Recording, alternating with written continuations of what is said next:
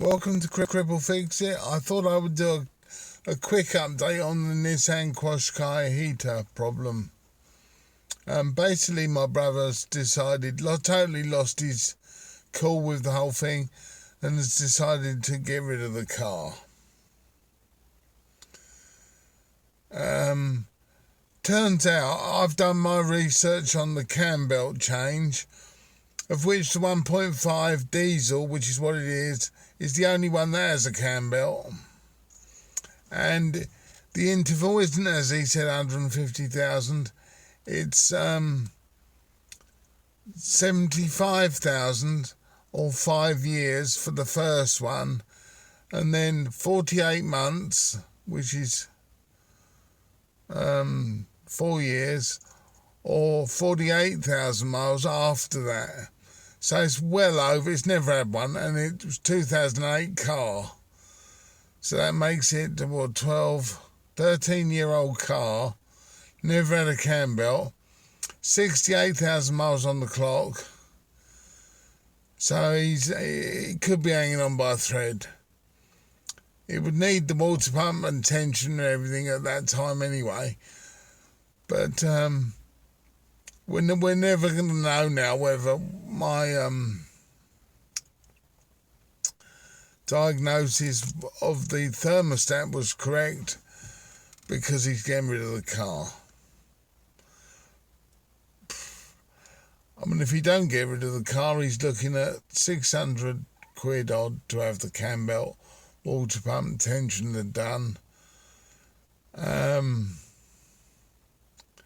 And perhaps thermostat as well. Well, he would need thermostat done as well, because I'm sure it can't just be the water.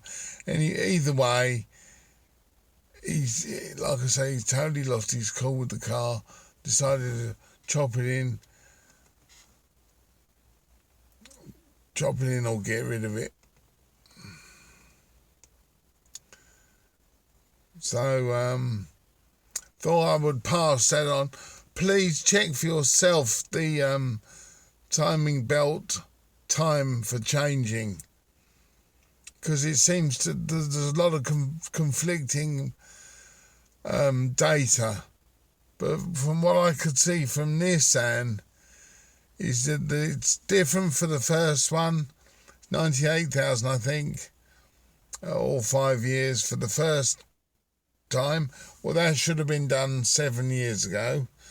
And then after that, it's 48 months or 48,000 miles.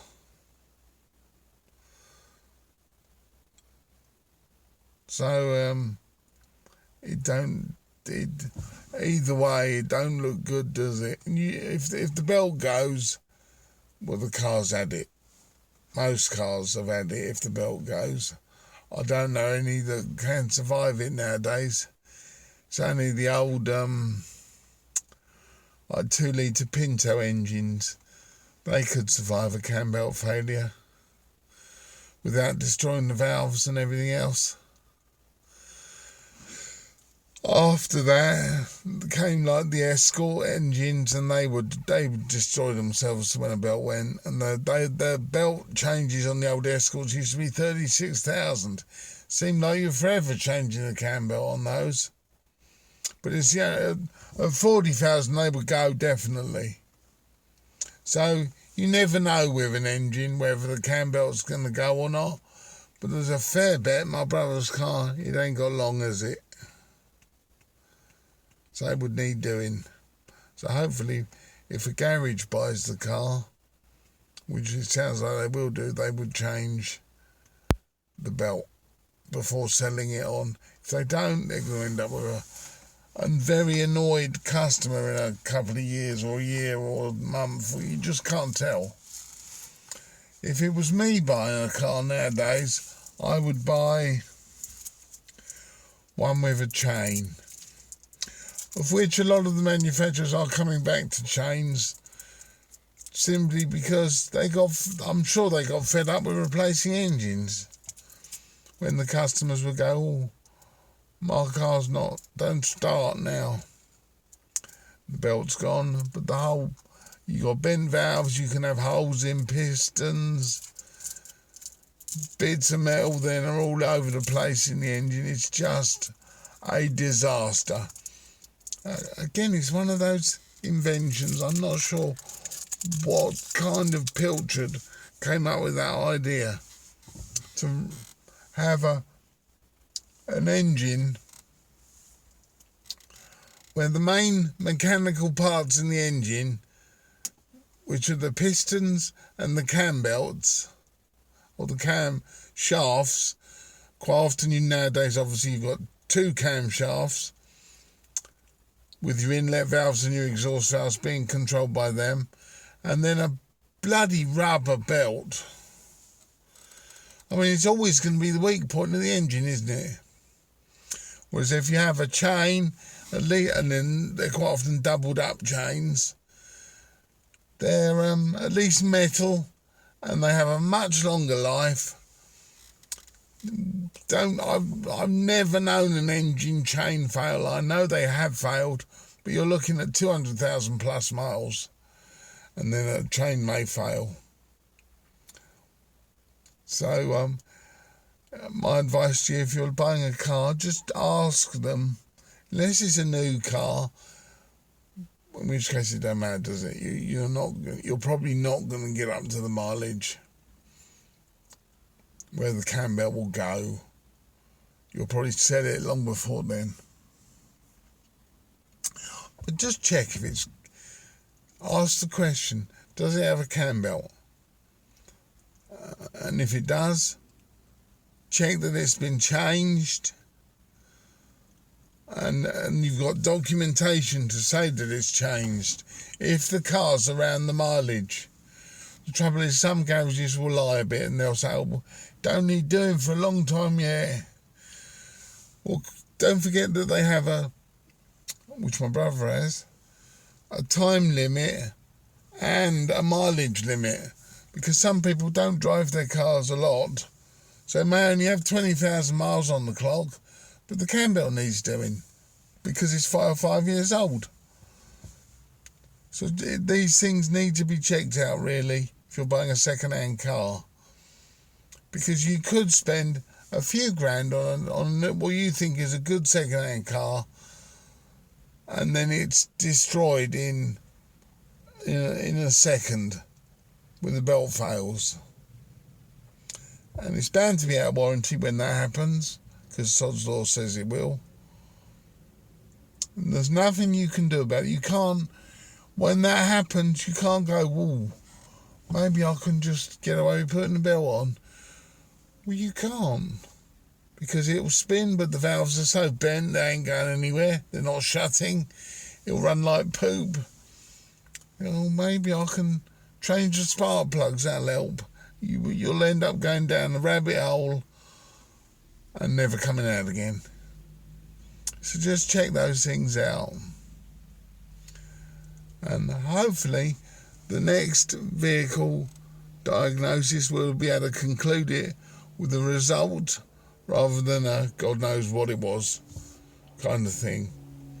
So if you want to follow, if you have the same problem, which I know some people have,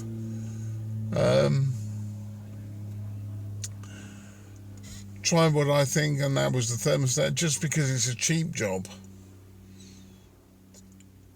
and see if it makes a difference. My suspicion is it was open the whole time, therefore it was overcooling everything, because it never shut. And with diesels take a long time to get hot, so they need a working thermostat. You may not even notice it on the petrol, unless it's stuck shut, in which case you'll get overheating problems. I wonder, I've got to find out whether they, by default nowadays, whether if they fail open. Was in the past they always failed in the shut position, therefore overheated. But nowadays they may default to in the failed position, they're open, which would be a sensible way to go, wouldn't it? Apart from the fact you then have this not getting hot problem, which you do notice in a cold country in the winter. In the summer, you think you put it on, put the job off, and go, oh, it don't matter now, does it? Just open my window, I'm fine. Don't get cold. And then in the winter, you think, oh dear, not very hot in here. It's up to you. But please don't take my advice on the cam belt intervals. Look them up yourself and try to find the actual manufacturer's details on it. So this was a Nissan, so I found the Nissan tables, which tell you when things need to be changed, of which my brother's completely ignored. And just think, oh, keep going, don't matter, does it? Which a lot of people do, to be fair. And then they do until it happens to them. And then they don't do it ever again, because they've either got to throw the car away or spend more money than it's probably worth